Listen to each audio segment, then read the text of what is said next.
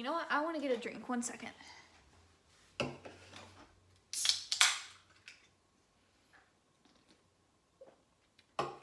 Is this going to be my second Dr. Pepper in under an hour? I will never tell.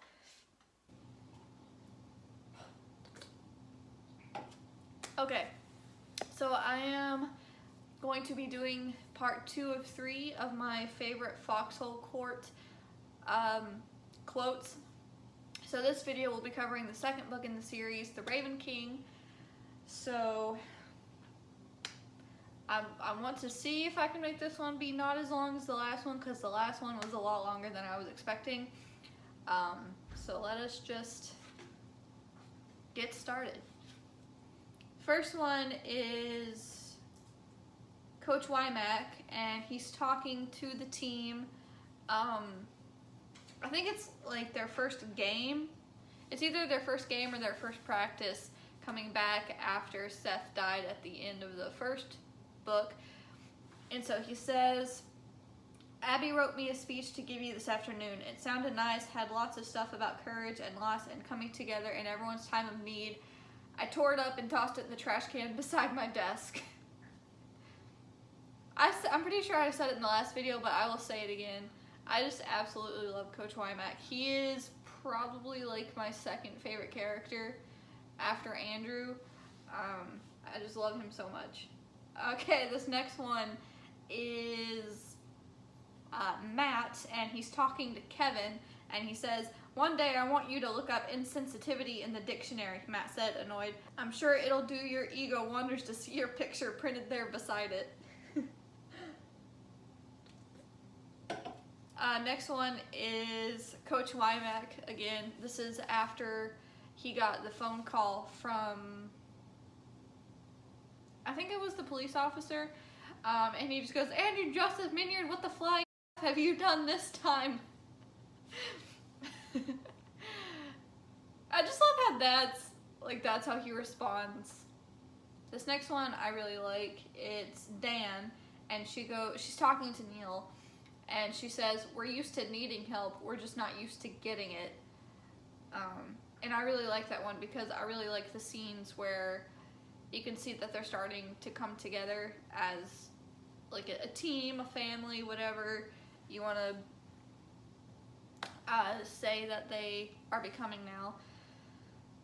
But I don't know, I just like those scenes. This one's pretty funny. This next one is between Neil and Andrew, and it's whenever Andrew gave Neil a cell phone, and Neil asks, who am I supposed to call? And then Andrew goes, Nikki, Coach, the suicide hotline, I don't care. I'm remembering why I don't like you. I'm surprised you forgot in the first place.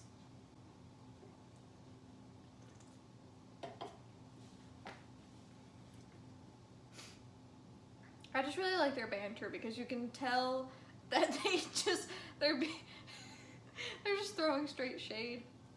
This next one is whenever they're at the banquet and they see that they are getting the seating arrangement has them sitting next to the Ravens, and goes, Mother, Dan said, low but with enough heat. Neil had no problem picking up on it. He had to give her props though. Dan didn't even slow on her way to the table. I just love Dan's just take no crap attitude, because it's amazing. This one's a little later. I believe they're talking with the Ravens, and Neil is trying to stay quiet because he doesn't want to start a fight. And he goes, Neil fleetingly wished he'd inherited his mother's patience instead of his father's temper.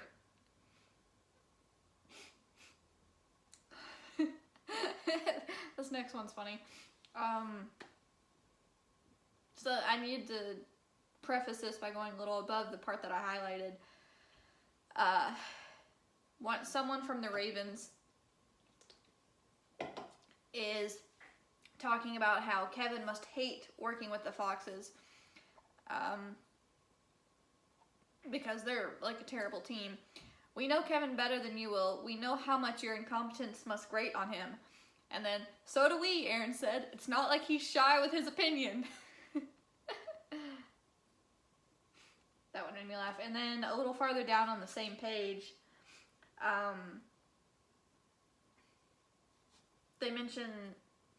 they talked to Kevin again, and they said, your pet is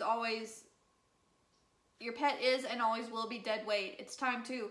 What? Andrew turned a wide-eyed look on Kevin. You have a pet and you never told us? Where do you keep it, Kevin? Jean flicked him an annoyed look. Don't interrupt me, doe. And then this is the part I have highlighted. The sound Nikki made at Neil's side was sharp and offended, but Andrew smiled in the face of Jean's strange insult. And then this is the part I've highlighted. Oh, points for trying, but save your breath. Here's a tip for you, okay? You can't cut down someone who's already in the gutter. I don't know, I just love how, like, people, for whatever reason, continuously try to, like, insult Andrew like that, and Andrew just does not care. So this is when Neil finally has decided to speak up at the dinner to Rico, and he goes, I know it's not entirely your fault that you are mentally unbalanced and infected with these delusions of grandeur, and I know you're physically incapable of holding a decent conversation with anyone like any other normal human being can, but I don't think any of us should have to put up with this much of your pity only gets you so many concessions, and you used yours up about 6 insults ago, so please, just shut the up and leave us alone. And then I put a note that said, Sassy Neil has returned. And then right below that, it's, he'd have a nervous breakdown later. And then he turns to Dan and goes, Dan, I said please, I tried to be nice. And I wrote, but Mom, he started it. Which is essentially what that sounds like. And this is funny because I believe this is after, yeah, this is like right after Neil's insult. And Jean just turns to Kevin and is like, what was that? And Kevin just goes, his antagonism is a personality flaw we're learning to live with. So this conversation that Jean and Kevin have been having, they've been having in French. They start talking about how Neil is going to become a raven and work for Rico. And Kevin's like, no, he's not going to work for Rico, like he's a fox. And Jean said, he is not a fox. Funny, Neil said in French. Jean wasn't expecting him to understand them and shot Neil a startled look. I'm pretty sure the contract I signed said Palmetto State University. And then the note I wrote just says, Sass Master, sass up and down. I saw something one time where someone had said that one of their favorite parts of the series was whenever Neil would just like whip out languages that the others didn't know that he knew. So that is pretty great. Oh yeah, and this is another example of Dan just being completely amazing, because someone tries to insult her or belittle her by bringing up her past, and she goes, yeah, an essay, Dan said, sounding calmer than Neil thought she should in the face of such treatment. Treats you right if you're willing to pay, and will you over the morning after if you're not nice enough for her. If you're not nice enough to her. Sorry, but this bottle's got a name on it. Hope you feel that one for a while, you low life. Oh yeah, because she also like kicked somebody. And yeah, I wrote that I officially love Dan now because she is amazing. And then Neil turns to her and is like, wait, what the heck? I thought we weren't supposed to start a fight. And she just goes, Dan laughed. Do as I say, not as I do, rookie. And yeah, I love her. She's great. This is another instance of where Neil is talking to Rico, and Neil was already in his coffin. He might as well nail it shut. Yeah, I understand you're a complete... Oh yeah, I like this scene. This is whenever Neil is finally talking to Wymack about Seth and about how it's his fault. Wymack stared at him for an endless minute and then said too quietly, "The f*** did you just say to me?" I don't know, I really like that immediate response of Wymack being like, no, this is not your fault, even though it kind of is. Sorry.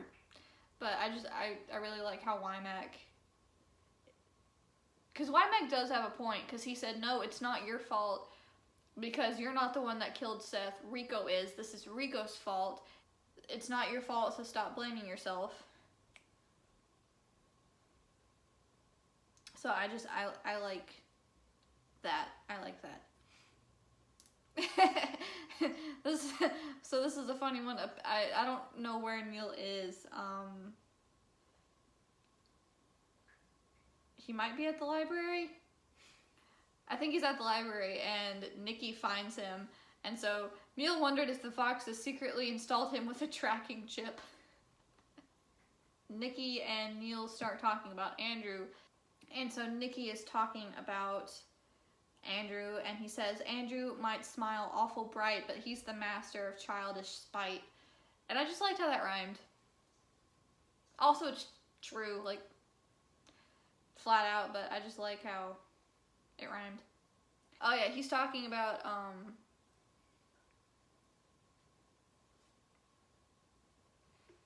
how he's begrudgingly started to share some of his past with a couple of his teammates, specifically focusing on Andrew. And he says, but that didn't count because Andrew was Andrew, and this was definitely the last turn he needed his thoughts to take. He dragged his attention back to the task at hand and vowed never to listen to Nikki again, because Nikki had just told his story about coming to live with the cousins and how he was, like, not doing good. Like, I believe he was borderline suicidal. And then he met Eric, and Eric was able to kind of help. Eric was able to help him. Oh yeah, and I put, is Neil starting to think romantically towards Andrew? Is this where the awkward romancing starts? Not really, no. I jumped the gun a little bit on that, because that doesn't start till the third book. But I saw something else one time that said that Neil very often goes off on these, like, romantic tangents. But then he's like, but never mind that, let's think about this other thing, and he just, like, completely ignores that, like, romantic tangent that he went down. This is Wymack giving a pep talk, I believe before one of their games, and he goes, Andrew, for once in your miserable midgety life, play like you want us to win, would ya? Oh yeah, and then this was, again, he's starting to think about the twins and Nikki, and Neil was starting to rethink how apathetic Andrew was about Aaron's life, because he's not apathetic. He does actually care, even if he'd be the last person to show it.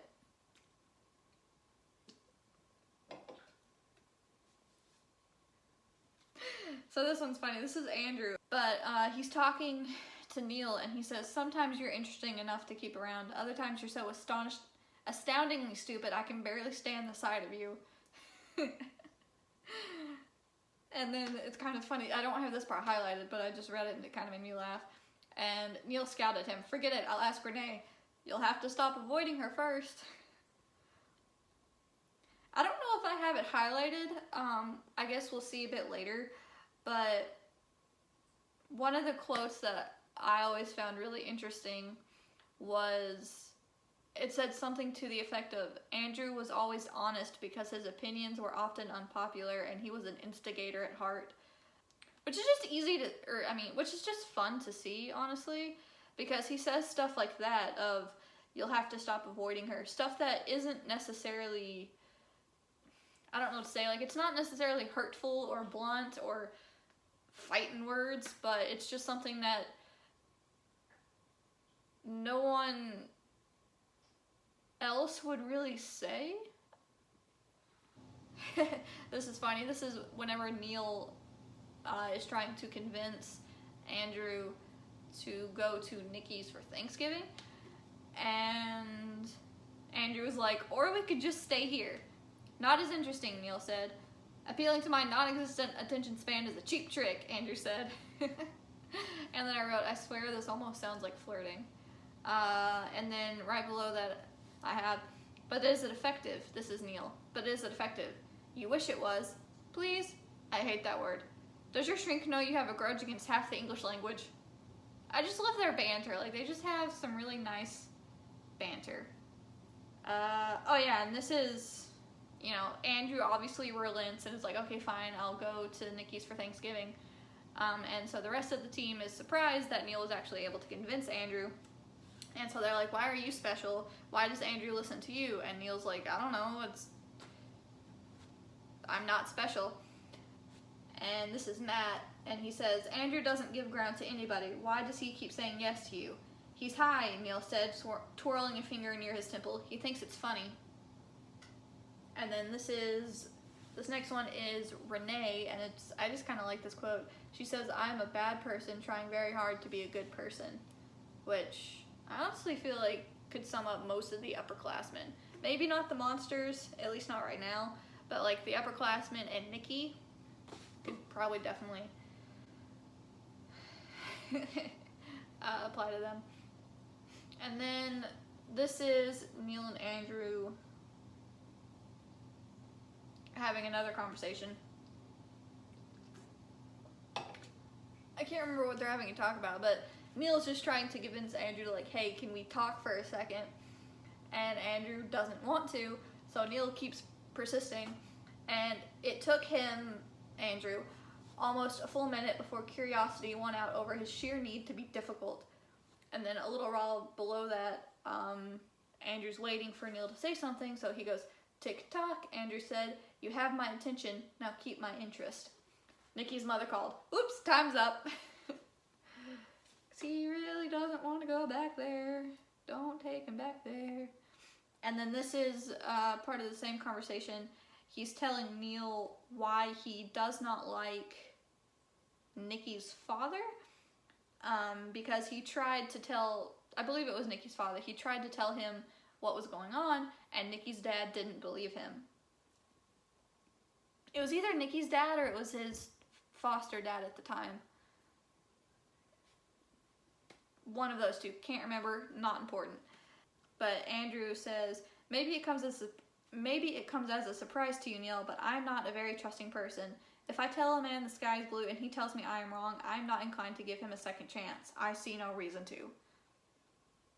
Honestly, can't really fault his logic there. Andrew laughed. This next one, Andrew laughed. I'm remembering why I don't like you. I'm surprised you forgot. And then I put that this is reversed from last time, but I don't remember what that's referring to. Neil asks, who am I supposed to call? And then Andrew goes, Nikki, coach, the suicide hotline, I don't care. I'm remembering why I don't like you. I'm surprised you forgot in the first place. So we're just gonna move on. And then they're talking about B, and Neil is just asking, like, oh, like, what did you talk about? And Neil gets kind of defensive whenever Andrew says that they talked about Neil, and Andrew's like, oh, you know, don't worry, I didn't tell her any of your secrets, we just talked about you. Andrew totally gushed to B about his crush on Neil. Actually, I kind of think now the reverse is true, because I saw on Nora's Tumblr that B was actually able to kind of pick up on when Andrew started finding Neil interesting, because he used to talk about Neil a lot, and then it got to the point where he absolutely refused to talk about Neil at all, which is interesting. And then the next one's just a little below that. They're still talking. The perfect retort burned Neil's tongue, but he kept quiet in case Andrew wasn't done rambling. The answer was there, right out of reach, close enough Neil could feel it, but too far for him to make sense of. Maybe Andrew felt it too, because even in his drugged haze, he knew to shut up.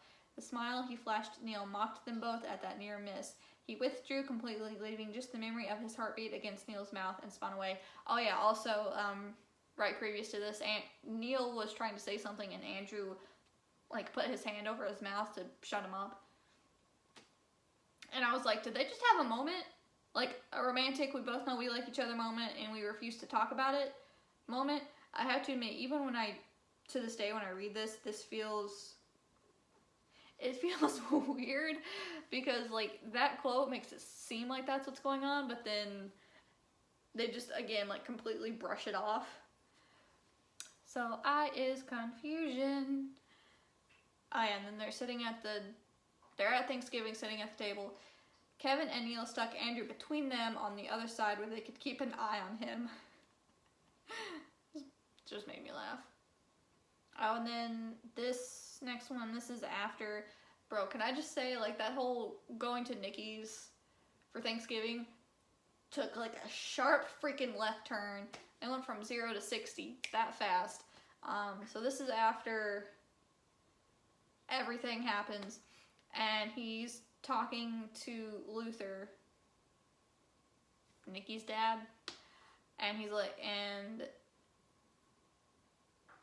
oh no, Andrew interrupted him. No, don't ask what. You know better. You know better, he said again with heat. Andrew tilted forward as far as he dared. He started to sway, but Neil caught his shoulder to keep him from falling. Looks like I was right about him after all, or do you still think this is all a big misunderstanding? Go on, tell me again how I'm too unbalanced to understand normal brotherly affection and love. Tell me this is natural. Neil loosened his grip, but spread his fingers as he did so. He felt the slight dip and bump of destroyed skin beneath his fingertips and felt his stomach drop. So that was, he was trying to hold Andrew, or he was trying to like keep Andrew from falling over, I think, and he was able to feel the scars on his arm.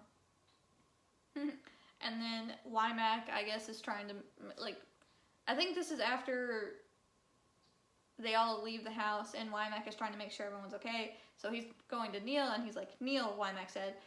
Neil knew that tone too well. I'm fine. I'm fine. Give me that answer one more time and see what happens, Wymack said. I just love how, like, everyone collectively, just, like, at this point by now, everyone collectively is just like, if you say I'm fine one more time, we will physically fight you. And there's my Sandersides quote for the day. You're welcome. I very recently, like within the last couple weeks, I've become obsessed with Sandersides, and I've got a video coming up, hopefully within the next couple weeks, that will be kind of Sandersides themed. We'll see how fast I can get that project done. Anyway, moving on. Oh yeah, Neil is talking to Andrew.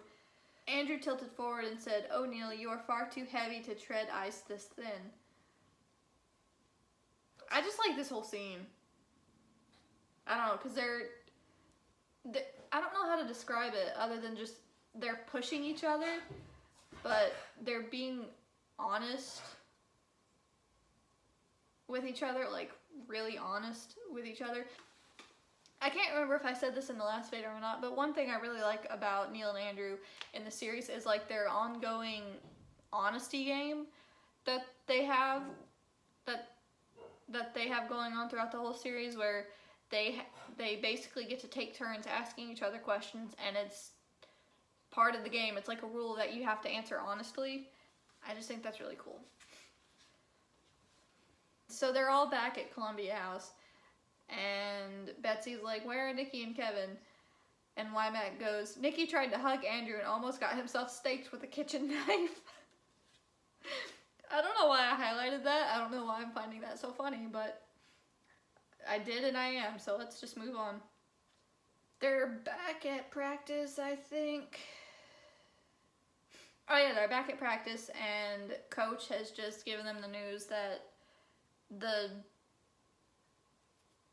like rule board people are letting them still play XE even though they are beyond the limit of players you have to have in order to qualify. So Wymack goes, "I want one lap for every time you ever said the NCAA's never had your back." Oh man, Nikki said, "We'll be running all day." This next one, Andrew is just about to leave to go to rehab, and so Neil and Andrew are talking. They're doing another one of their like honesty sessions, and with so many people watching them, Neil couldn't lift his shirt to like show Andrew all the scars he has. He did the next best thing and dragged one of Andrew's hands under the hem. He pressed Andrew's palm to the ugly scarring across his abdomen. Andrew's eyes dropped to Neil's shirt like he could see Neil's marred skin through the dark cotton. And I wrote, now they've seen each other's scars. And then the next quote right below that is, Andrew's fingers twitched against Neil's skin. They both are just like, have a lot of scars. And especially by the end of it, they are...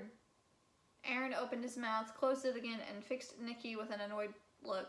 You're explaining this to Andrew when he gets back. Oh, hell no, Nikki said and jerked a thumb at Neil. I'm gonna leave that one to him. Thanks for taking one for the team, Neil. You're a real friend. It's like, and then I wrote notes. I wrote in the notes, I love how Neil has become Andrew's handler. It's so funny how all the other teammates are like, you get to go deal with him. That's just funny to me. Neil hit Rico, Matt said. It was beautiful. What? Nikki squawked. Not fair. I missed it. Go do it again. Or not, he added quickly when Mac leveled a death glare at him.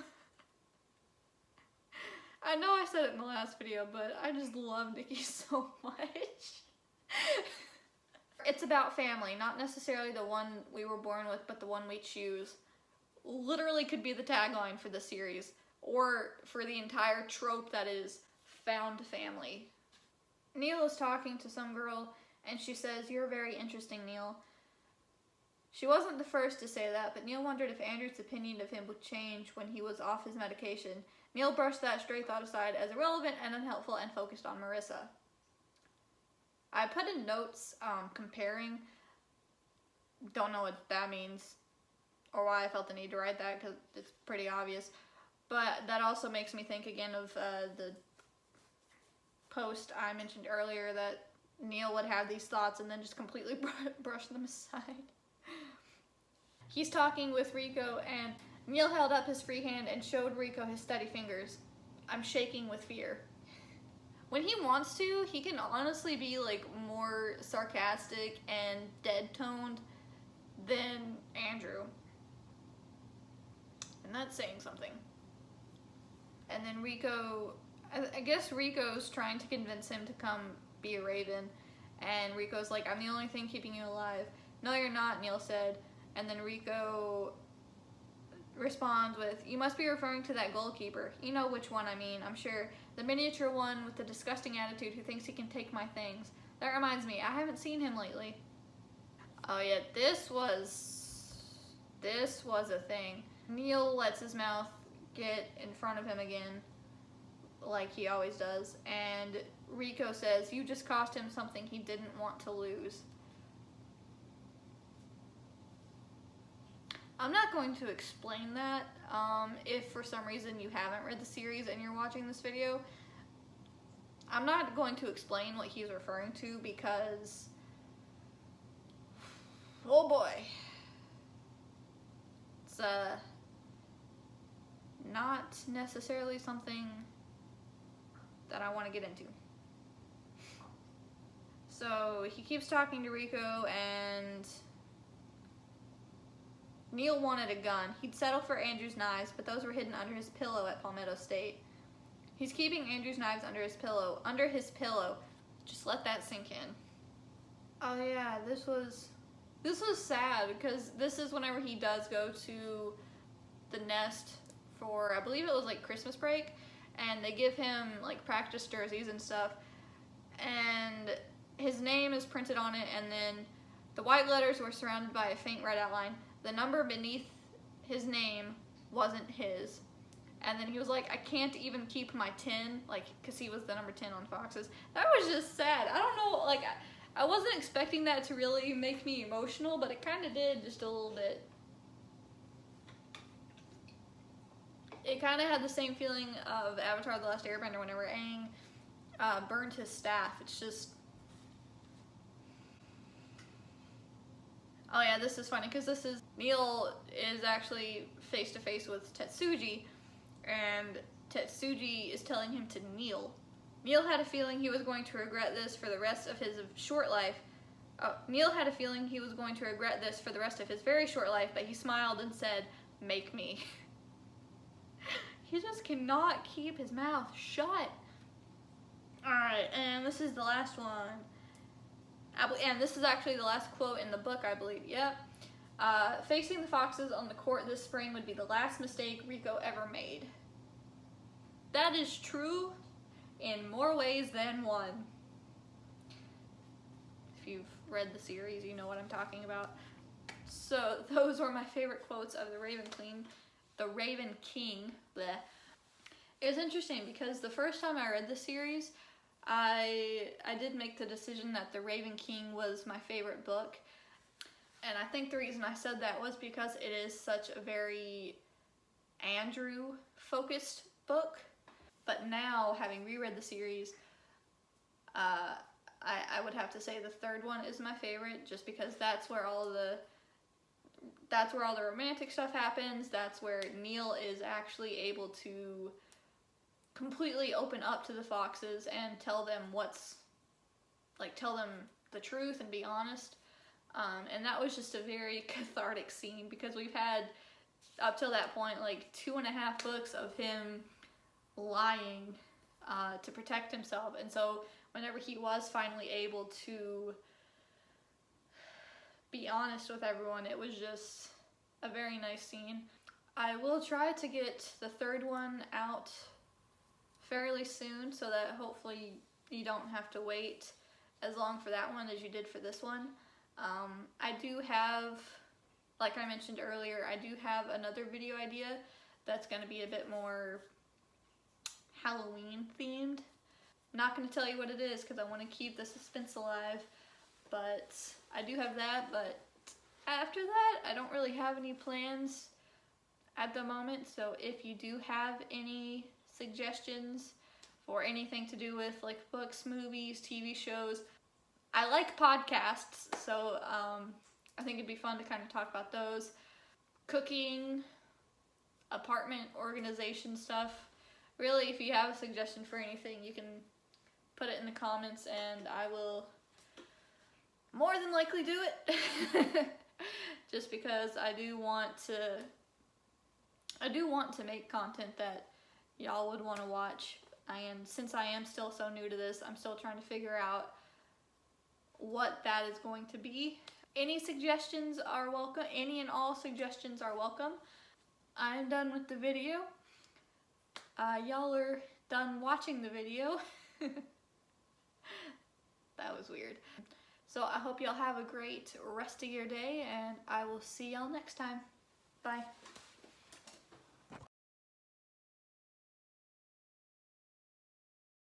Oh, let me plug this up real quick.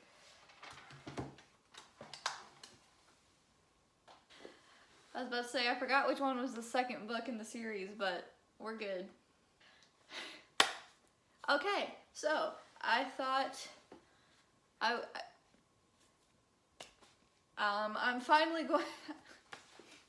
I can't talk. Okay. My dog is curled up in my bed, like where I sleep, and she's staring at me right now. I saw something one time that was like, the difference between Percy Jackson and Magnus Chase is with Percy, his sarcasm, you can always tell, is just in good fun, but with Magnus Chase, he's just straight up throwing shade, and that is Neil and Andrew, like, to a T.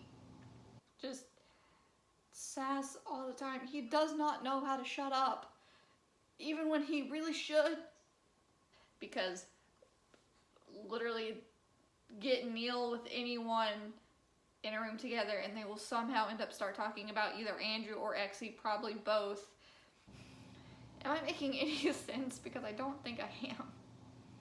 I will physically fight you. Can I just talk about, like, for a quick second, how funny that episode of Sandersides is? Wait, what episode was it again? Oh yeah, the fitting in episode, the Hogwarts episode. That was such a great episode. Just the whole time they're trying to like figure out what house they belong into, and it was actually pretty cool that they were able to find characteristics that they all related to. Like, I get that's the whole point, but it was still pretty cool. That part where Roman and Logan both like scream, and poor Virgil sitting between them is just like, wow, I did not miss that.